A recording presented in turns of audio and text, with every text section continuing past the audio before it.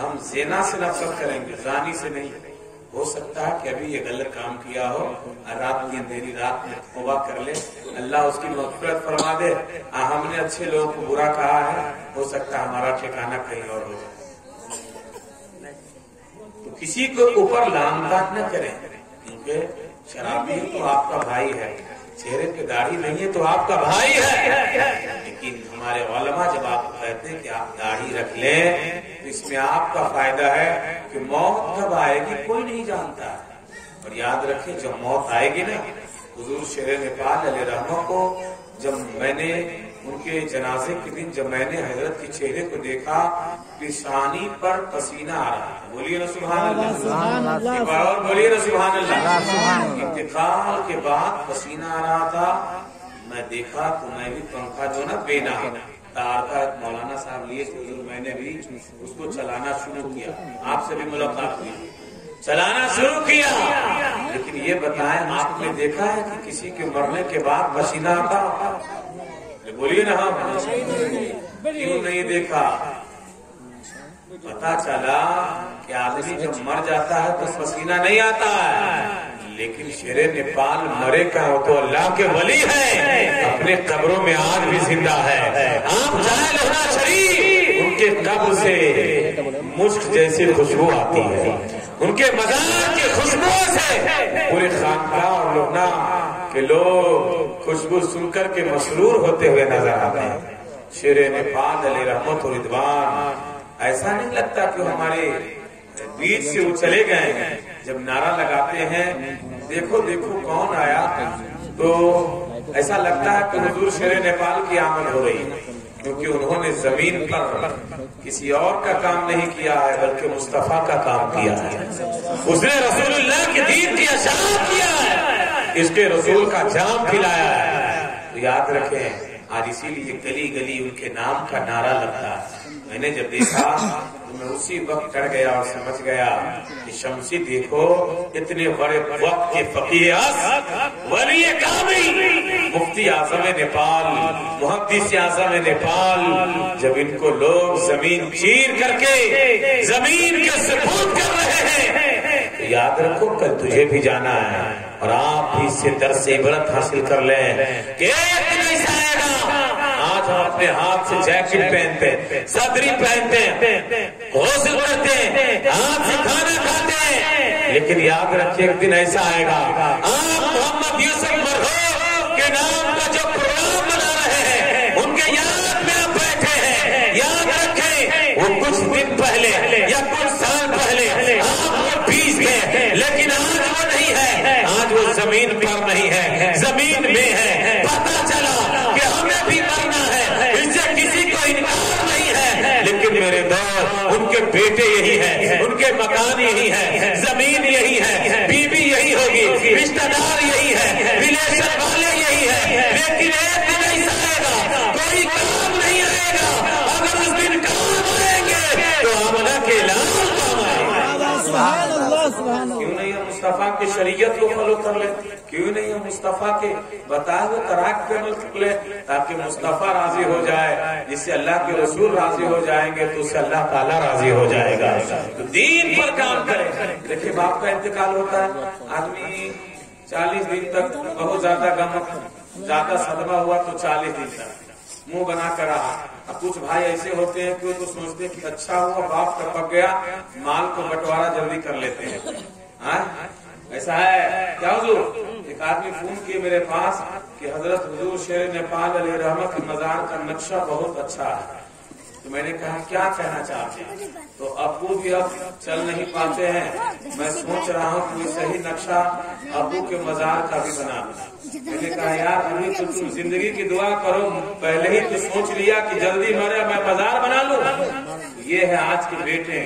یاد رکھیں ماں باپ کے لیے جب دعا کرتا، قرآن نے کہا اللہم قل رب ارحمہما، جب دعا کرے تو ماں باپ کے لیے دعا کرے اللہ میری ماں باپ کی رحم فرما تمام ربیانی صغیرہ، جیسا کہ انہوں نے مجھے بچپن میں پرورش کیا ہے۔ یاد رکھے اس سردی کے موسم میں جن کے پاس چھوٹا لال ہے، چھوٹا بیٹا ہے، اسے پوچھے یار اگر جوان ہے آپ کے پاس بچے ہیں تو اپنے بچوں کو دیکھ لیں گے تو آپ کی ماں کی محبت یاد آ جائے گی، کیونکہ آپ کی بیوی اس جگہ سو جاتی ہے اور آپ اپنے بچوں کو سوکھے کپڑے پہ سلاتے ہیں۔ جب آپ اپنے بیٹوں کو اس طرح بیٹیوں کو آپ پیار دیتے ہیں، آپ اندازہ لگائیں کہ آپ کی ماں نے بھی آپ کو ایسے ہی پرورش کیا ہوگا۔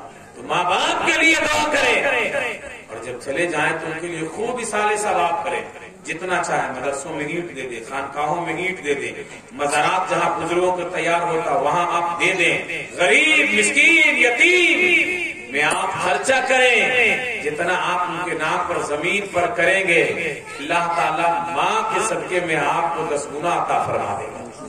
دل صاف کر کے رہے، لیکن یاد رکھیے حضور شیر نیپال علیہ رحمت سے ہم نے سنا ہے، فرماتے تھے کہ میں کہیں سے آتا ماں کی بارگاہ میں پیسہ اگر پیش کرتا تو اس کے 10 گنا اللہ تعالیٰ مجھے عطا کرتا ہے۔ سبحان اللہ، کہ حضور شیر نیپال نے کسی مدرسے ہی میں یہ بات مجھ سے کہا سرکار نے، اور یہیں پر حضرت نے مجھے خلافت بھی دیا۔ تو حضور شیر نیپال ایک زندہ ولی کا نام ہے۔